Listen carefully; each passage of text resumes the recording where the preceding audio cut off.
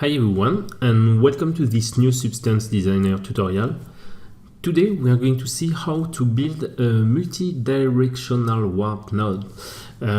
This is a tutorial which is going to be to last around 20-25 minutes, and which is a bit more relevant for technical artists or for anyone who wants to know a bit more about the pixel processor node.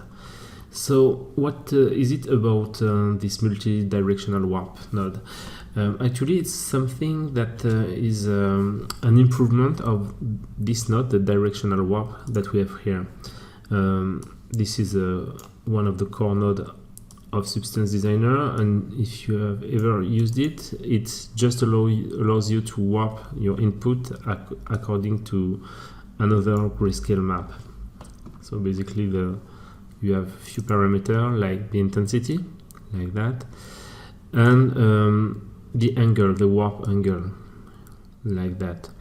This is pretty interesting, but the thing is that you cannot control the angle of each point by pixel. As you can see, you have one general angle, warp angle, and that's it.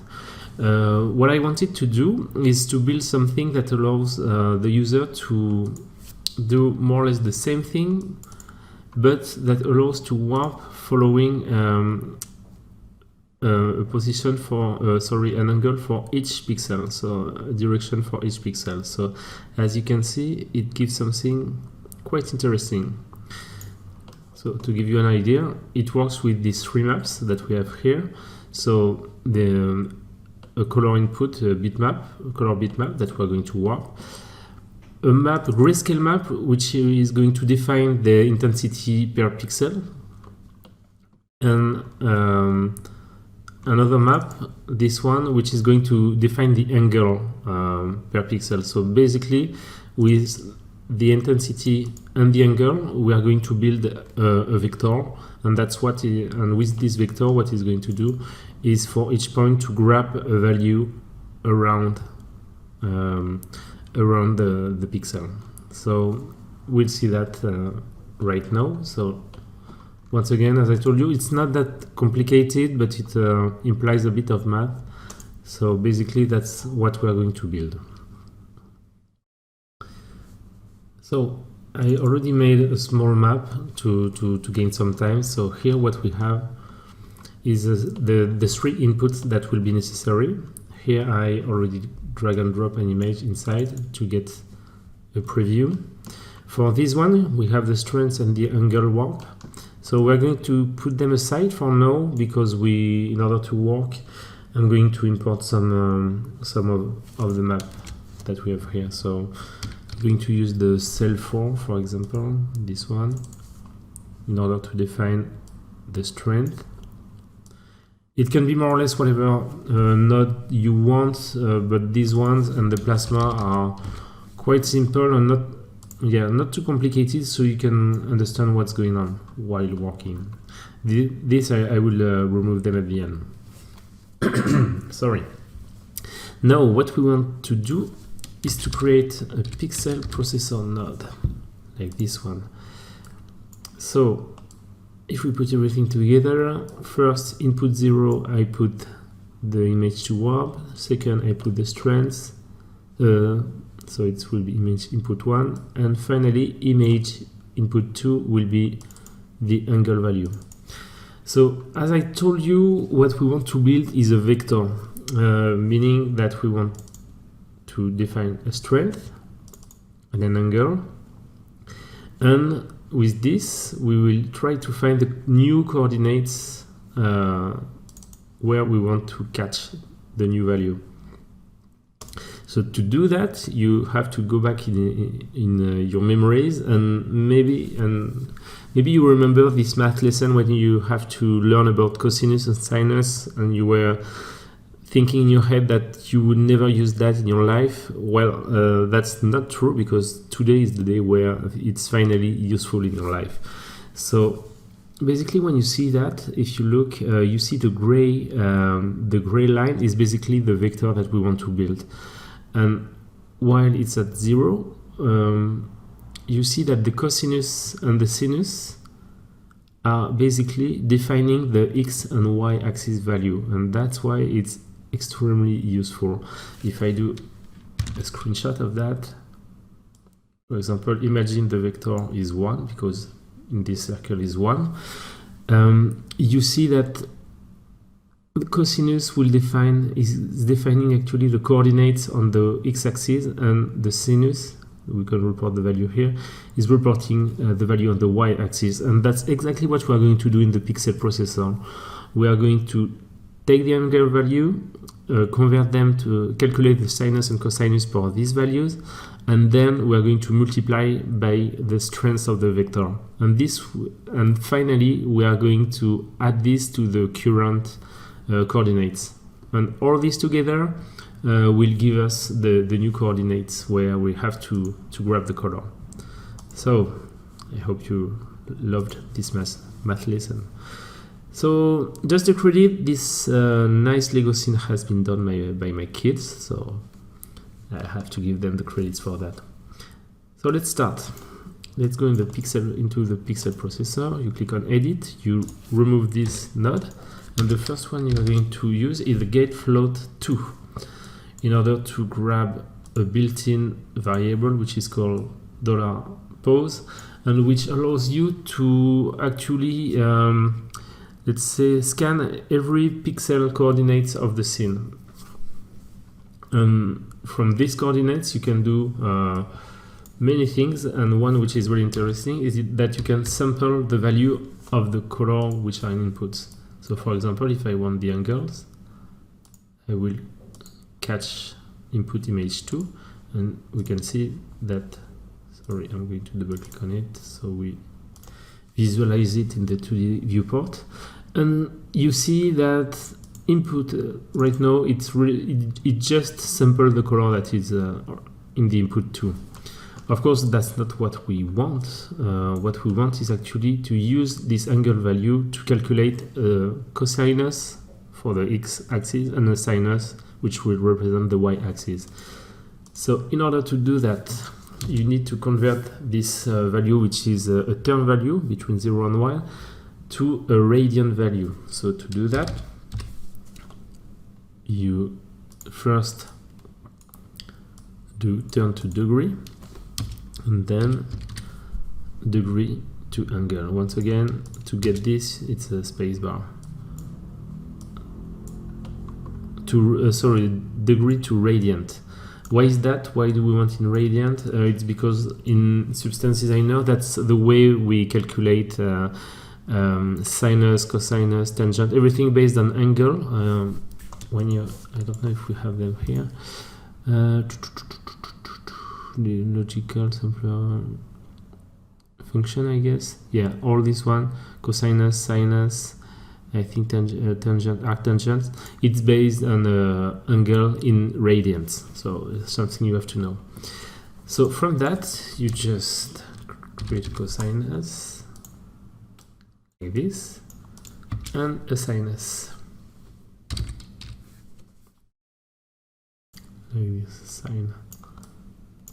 Sine, cosine, sinus, maybe in French.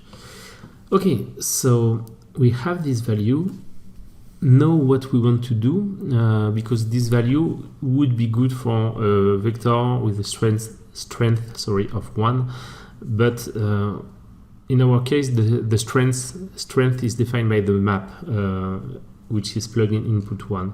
So what we are going to do is I'm going to duplicate this input, make sure that it's set to input 1. I can check, set output 1. Yes, you see that the good one. And what we're going to do is multiply this by that. So absolute multiplication.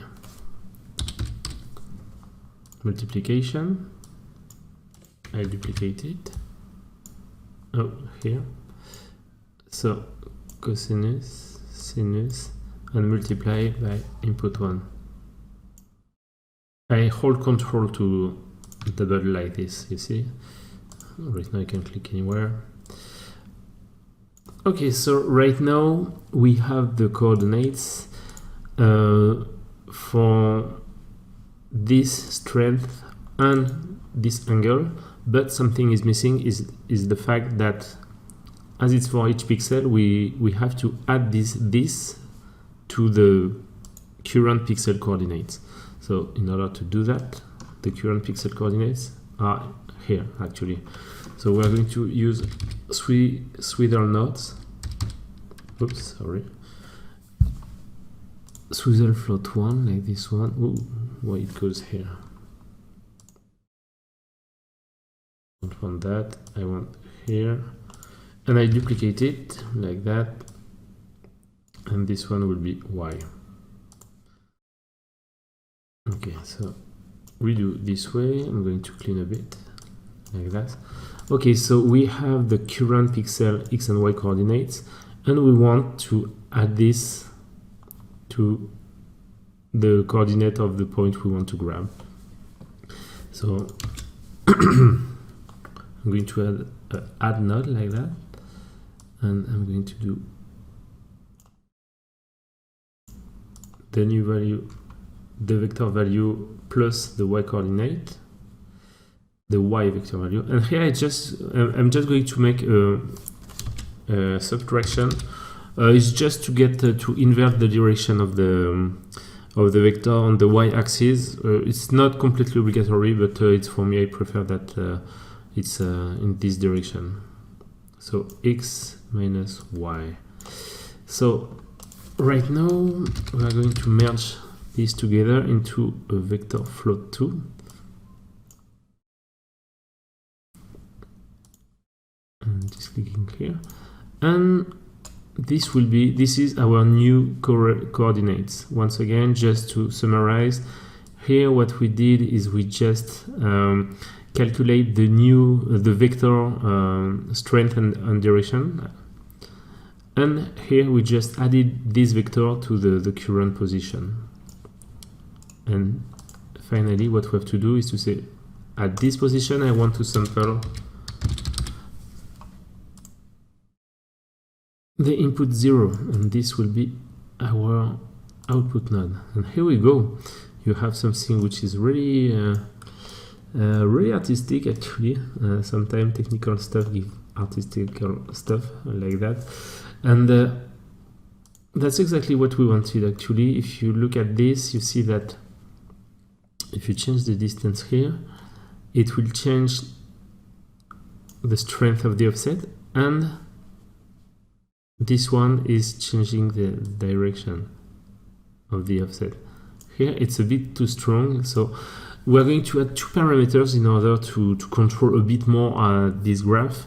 The first one is a strength one, so it's something that we're going to put here to modulate the strength, the global strength. And the second one is just to add an angle parameter to the angle map. So basically, once you have plugged a map, you still have some control. So let's start by this one, which is the most obvious. So you select the link and you add a level node like that. And what will control everything is actually the level out in Y. So basically, if I do that and put it to 0, like that, you see that I can define how strong will be the effect, and that's exactly what we want. So I love this one. So this one I will expose this value. So let's do it and expose, and we're going to create a new one, and we're going to call it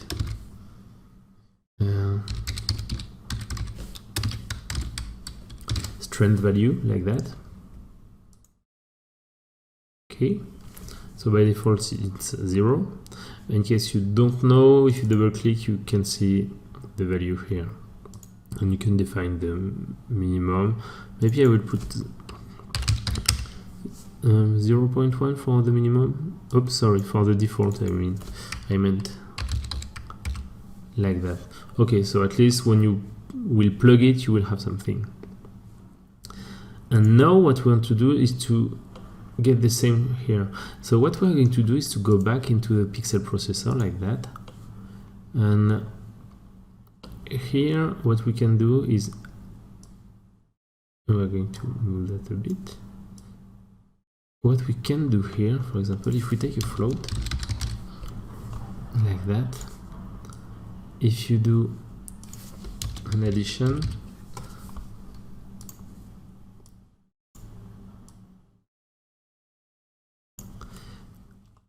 you will see that if I play with this, it will move everything like that. So it will just rotate around. I don't know.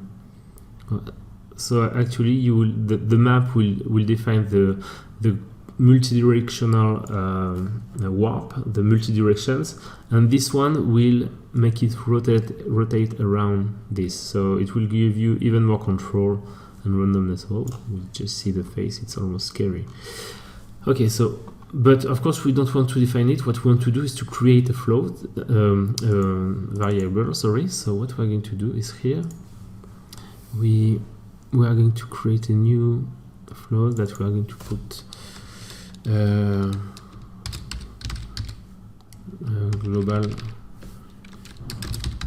global angle, for example.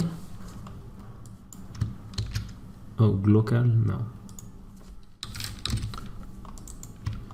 like that. And if we go back here, what we're going to do is create a gear float like this one and use global angle that we add here. So now we don't need that. This is not that bad. Now if we look here, we have two parameters, strength value and global angle. So strength value, maybe we can change the name, which will define this. And once you have defined this, you can play with the angle to see if you find something more interesting. Okay, so we have everything. We could play a bit more and more parameters, but that's not necessary. This works pretty well and gives pretty interesting result. So in order to finish that, what we want to do is go back here, and we're going to plug the input here. We remove this, and we also plug this. So right now we have 3 inputs. What I'm going to make sure as well is, yes, in order to work, I put my graph in absolute, but right now I want to put it in relative to parent. You make sure this is to 0. So the size is really defined where you will use the node, not in the node itself. Okay, so I think we are good. Here we can put an output. Let's call it output so far. It's not that bad. And here I think I call it input. Yes, really original. Okay, so it's not, I think it's good. So right now I'm just going to remove that. So this is what we have done. If I go to this new graph, let's try it. So if I go here, I have my input, strength, angle, outputs, perfect. So let's say I want that, plus, what could I take? That maybe, just to try.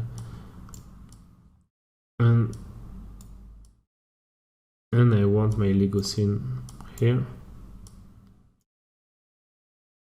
Oops, sorry.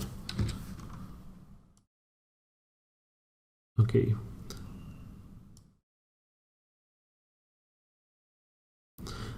So this is good, but actually this is interesting. I just want to check something.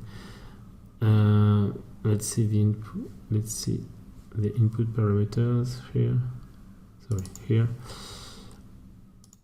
The value by default is 0.05. Okay, and global angle I want to put it to 0 by default, like that. So let's save this. Let's go back here. I will say just reset to default value. Yes. Okay, so right now if we look here, oh, you see there is something that I may want to improve as well, is there is some lines here. It's because I have to go back here in the pixel processor, edit, And you have to make sure that this here is in bilinear mode. It will give way better results. Let's see. You have that. Maybe it's due to the other ones as well. We're going to check. Okay, put everything in bilinear. Where is it? Here, edit.